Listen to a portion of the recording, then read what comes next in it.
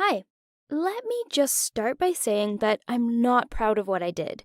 I would like to ask everyone for forgiveness. My name is Malia, and I'm 18 years old.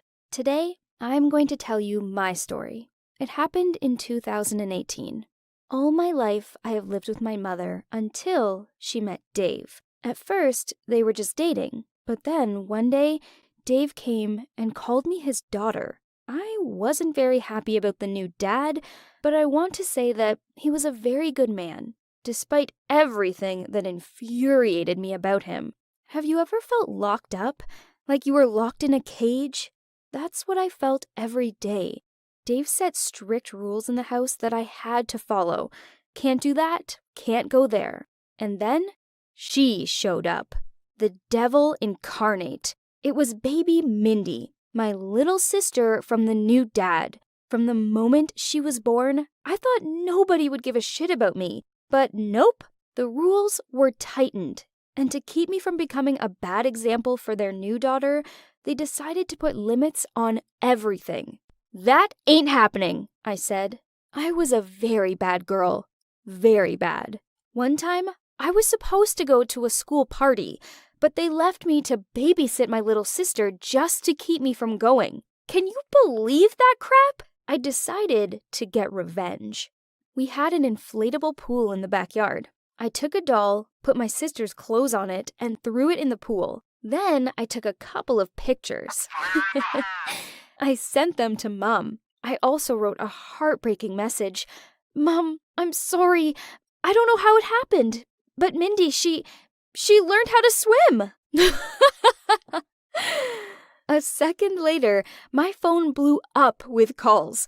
I turned off my phone and turned on Netflix. I remember how that one turned out for me. It was the first time I got the belt from my dad. After that, I completely lost my mind. And here's what happened next. I knew that I wasn't allowed to do anything. So I went to a piercing parlor and got myself a piercing. A little one at first. You should have seen Dad's face when he first saw the piercing in my nose. He was yelling and said, "If you don't get that thing out of your nose today, I'll kick you out of my house." I was scared and very angry. How could he say things like that? It's not normal. For the first time, my mother stood up for me. I realized that now I could do whatever I wanted. I went to a party where I met a guy, and then the whole night I was sending my dad photos of us kissing, just to piss him off. He was so angry, but then he just stopped responding. When I got home, he was sitting with a belt in his hand. I remembered that night for a long time. He kicked me out and told me to go to my boyfriend's house. He wasn't letting Mom stand up for me this time. After that, I literally went crazy. At that time, I was just 16 years old. It was my sweet 16.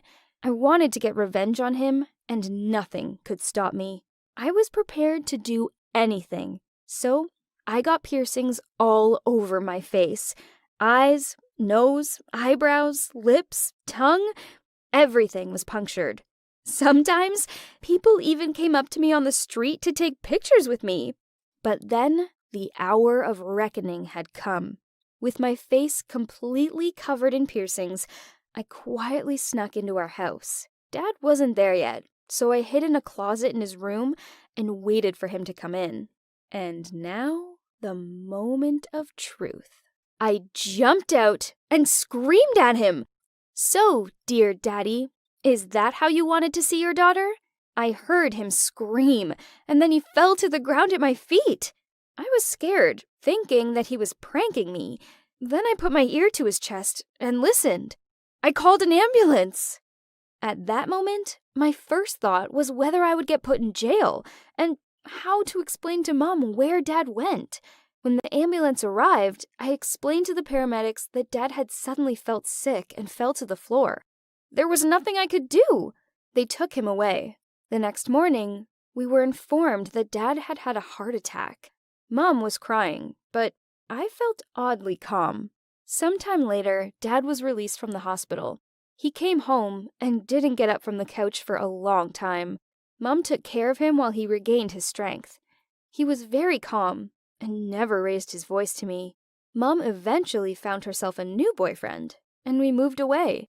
Dad resumed living his peaceful, boring life that he had lived before us. After that, our life changed for the better, and I got rid of the piercings. I started visiting a psychologist and helping my mother more. I even got my first job. But nevertheless, what I had done eventually began to torment me. I guess with age, I had started to understand how lucky I was that he was still alive. Please don't try to get revenge on anyone! And I'm begging you, never scare somebody, especially if you don't know the person and the state of their health. Otherwise, it may end badly. Please understand, I didn't want this. It was an accident. I just wanted to scare him. That's all. Be that as it may, to some extent, I feel sorry for him. I hope he forgives me. Thank you. Hey bros, my name is Rick. I listen to rap. Today, I'm gonna tell you my unusual story and how I fell in love with my dad's housekeeper and how it all turned out. My dad is very rich, not like Bill Gates, but not bad either. We live in a big house. Me, Dad, and a dog named Damien. Which name do you like more, Rick or Damien? I like Damien, and I feel like Dad gave his dog a better name than his son. My mom died when I was 3 years old, according to my father. As I already mentioned, our house is very large, and Dad is a very busy man, so there were all sorts of strange girls cleaning up our property. Honestly, until I was 15, I didn't even pay attention to them. Dad's housekeepers, that is. But then something clicked inside me. Guys, you know what I'm talking about. I started watching them closely. They cleaned our house so beautifully. So after the dismissal of our last cleaning lady, she showed up. Katie, that was her name. I was 17 at the time, and she was 22. It was my first real love. Long legs, a cute face and body. Oh my god, her curves. That amazing girl even did stretches at our house when she had a spare minute. Since I wasn't at all shy around girls, I walked right over and introduced myself to her. No problem. That evening, I decided to get to know her better. We were sitting in the living room, sipping tea and talking. I told her about my school life, and she told me about her adult life. She probably wasn't very interested in listening to a 17-year-old, but she at least kept listening to me and smiling. When she started talking about herself, she put her hand on my knee. It was so nice. She told me that she hated school, so she dropped out. She worked as a dancer at a men's club. Then she got up, turned on the music, and danced for me. And then I went nuts. Oh my god, we had our own in-house model, a professional dancer. Basically, I got to know everything about her that night. I would sit in class and think all day about when I would finally get to go home and see her again. Every time she bent over to get something off the floor, I would watch her. She was the only girl I didn't want Dad to fire. One night, she was cleaning up my room when we got into a conversation and got closer. I could see her lips. Oh, I thought there would never be a better moment than this, especially since she didn't mind. She was letting me get so close to her. And then I leaned closer to kiss her. I closed my eyes, did everything like in the movies. But she just freaked out and stepped to the side. You should have seen the look of surprise on her face. She said, chuckling, "Are you crazy? They'll throw me in jail." And she continued to giggle. I felt so freaking awkward. But then she stopped laughing and said seriously, "Do you want me to teach you?" She set aside all of her cleaning supplies and came up to me. We kissed. It was simply incredible. I still remember that moment. After the kiss, she smiled, put on gloves, and went to clean up the dog in our yard. An incredible girl. I was in heaven until one day, I came home early. Dad was home, so I immediately thought to myself, no kisses today. I saw her gloves, the vacuum cleaner, and her uniform, and I heard some sounds coming from the second floor. Oh, I knew what it was.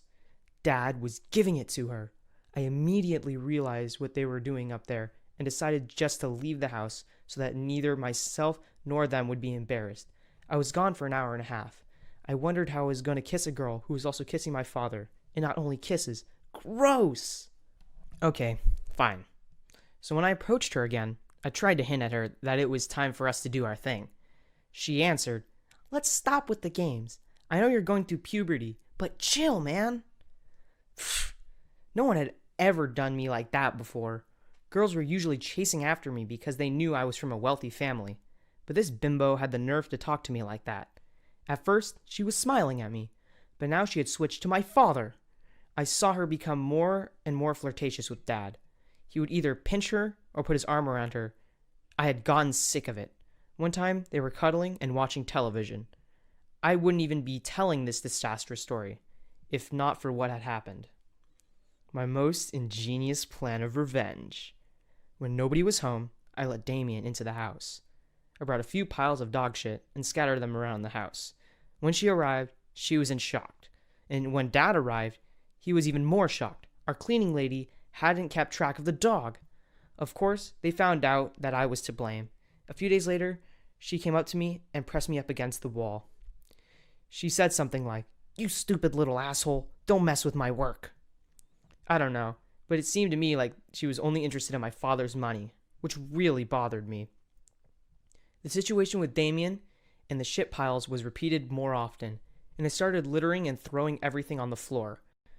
After several such stunts, my father decided to have a serious talk with me. I already didn't care, so I proudly told him that I had sucked face with his housewife.